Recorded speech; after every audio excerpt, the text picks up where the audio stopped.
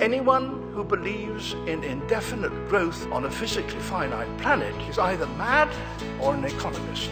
We don't want to focus politics on a notion that involves the rejection of principles around which a large majority of our fellow citizens organize their lives.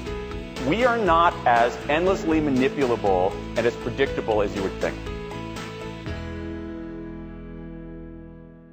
There is a real sense that despite the fact that we're experiencing recovery now in the UK, that there is something structurally wrong with our economy and also the economies throughout the Western world. Real wages are under massive pressure, investment is low, there is a sense of a cost of living crisis, that rapacious oligopolies are pushing down living standards, unemployment is still elevated. We're going to look at why it's happened and also what to do about it. The structural problems have to do with the financialization of contemporary mature capitalism. We can all easily see the extraordinary rise of finance in the modern economy, in this country, in the United States, but also in Japan, Germany, and elsewhere. There's no doubt at all about the rise of finance in size, penetration across economy and society, and influence on policy.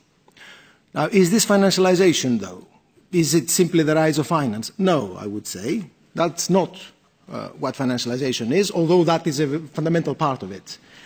I would argue that financialization represents a historic transformation of mature capitalism, and it does so in three key ways. We must start with not the financial system, but with commercial and industrial enterprises. We must start with big business, if you like, the industrial and commercial enterprises that provide the backbone of the productive economy, and there we will find financialization. It starts there. We find big businesses actually relying less and less on banks to finance investment, possessing huge amounts of cash through retained profits, and using those monies to engage in financial transactions, to play games, to extract financial profits. They have become, to a certain extent, financialized themselves. That's where the problem starts, because that has implications for their internal structure, for how they see investment, for how they organize their own affairs.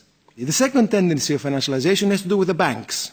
Since big business has undergone this transformation, banks themselves have transformed themselves. If you can do less business with the big industrials and commercials, then you seek other activities if you're a bank. And banks have sought other activities in financial markets, playing games in financial markets, transacting in financial assets, and making profits, not out of lending, the traditional business of banking, but out of financial market transactions, fees, commissions, profits from transacting on own account, and so on. Banks have also turned to households, and that's a striking aspect of financialization. Households have emerged as a key area of financialization. That's the third tendency, if you like. All of us have become increasingly implicated into the formal financial system, both for debt, but also for assets. It isn't just debt, it's also assets, for pensions, for insurance, and so on. Why has that happened? Now, one element here is that wages have not grown very fast, and in some countries not at all. In the United States, they've been stagnant for decades. So people have supplemented stagnant wages with borrowing. That's clear. But actually, I would argue it's deeper than that. What is happening, and you can see it in this country, is that households have met their basic needs for housing, for health, for education, for pensions, and so on, to a large extent through public provision, mechanisms of public provision during the last several decades after the war. What started to happen in the 70s, 80s, and 90s is that public provision retreated, private provision took its place, and private provision has been mediated by finance. Financialization then, private finance has emerged as the mediator of this process, and we've all become more indebted and more reliant on the financial system for our assets. We have become then a field of profitability for banks and other financial institutions. What are the outcomes of this?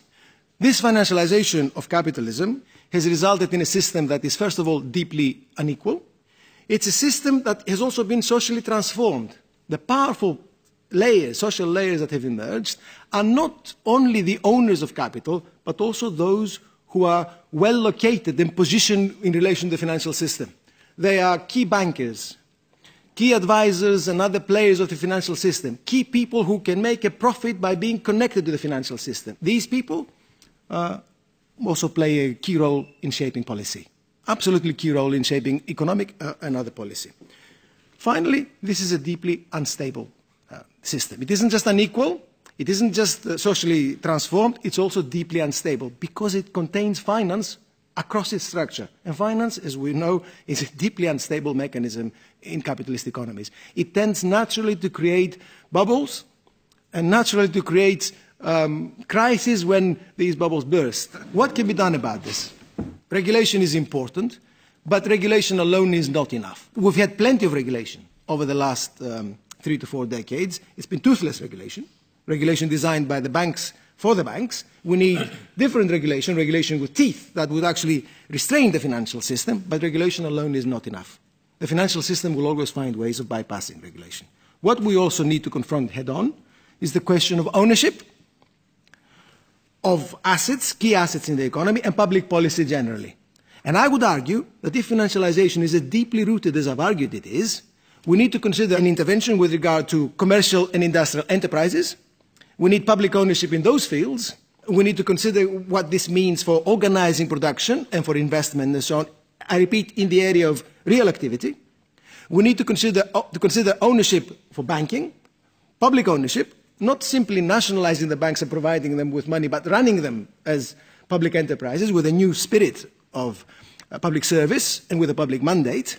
And we need these banks to support investment and activity of households and others across the economy. And we need to consider public mechanisms of provision for households. We need to reconsider public mechanisms for housing, for health, for education, and for all these areas that are so important to households. In other words, we need a broad program of restructuring the economy as a whole, a program of reversing financialization, which I would argue is inherently anti-capitalist. The first point is that there has not been a paucity of critiques, right? I mean, everyone has talked about how bad the system is. There's all sorts of talk about how financialized it is. All these words like rent seekers, speculators, or what was Miliband's word, the predators versus the productive capitalists. From right to left, there's been plenty of critiques. And I think that the reason why it's had so little effect is that these critiques, which in the end are about value extraction, right, that somehow these extractors have, gotten away with murder, has not actually been related to a theory of value creation. And until you do that, your critique will be weak.